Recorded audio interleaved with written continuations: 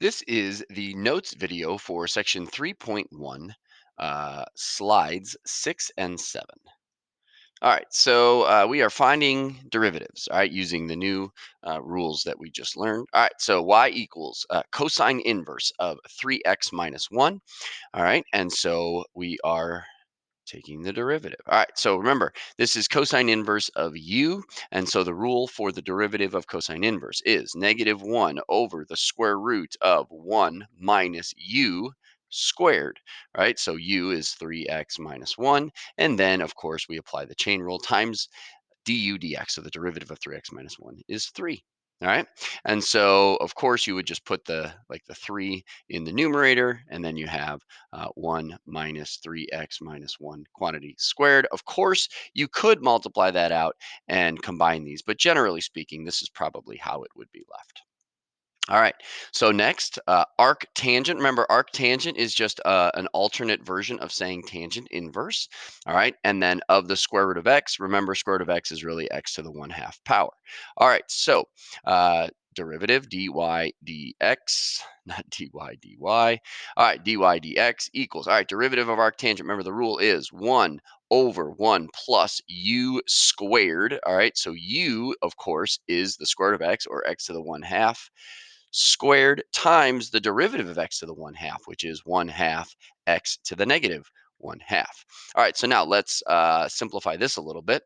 All right, I've got the 1 in the numerator. I've got 1 plus x to the 1/2 squared. X to the 1/2 squared is just x. So 1 plus x times, now I had a 1/2, which puts a 2 in the denominator, and then I had an x to the -1/2, which puts a square root of x into the denominator. All right, so this is one version of this, or you could actually distribute that stuff, and you could write it as 1 over 2 root x plus, now if I multiply x times root x, I get, this is x to the first and x to the 1/2, so I add the powers, so you would get 2 x to the 3/2, or the square root of x cubed.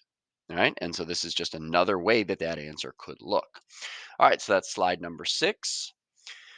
All right, slide 7. All right, now we really want to make sure we understand what's going on here. All right, sine x to the negative first. Okay, that really means like 1 over sine, or cosecant of x. All right, so that's really important that you understand that.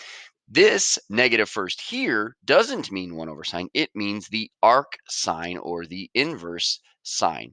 All right, and so it's very important that we understand that. Now, what also we have? We could have something that says sine of x to the negative first. And what would that mean? That would really mean that the negative first power only goes to the sine, and so that would really just be sine of 1 over x, right? So we want to make sure that we can keep all these negative firsts clear, and where they go with parentheses and all of that stuff. All right, so we're going to take the derivative dy dx. All right, so the derivative of the sine to the negative first, or cosecant, right? So remember, derivative of cosecant, that's just a unit 2 rule, right? So that would be the negative cosecant x cotangent x.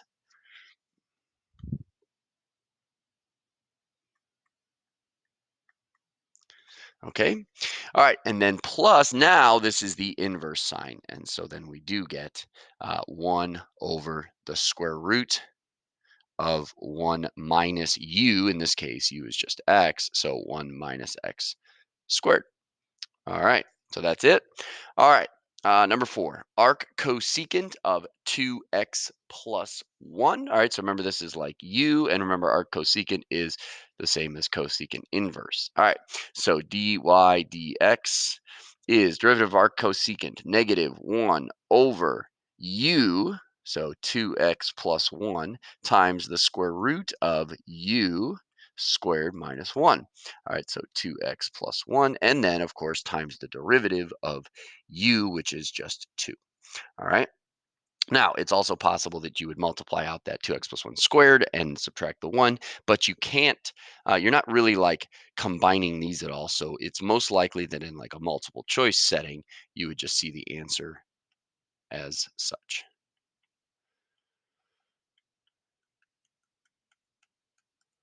All right, so that is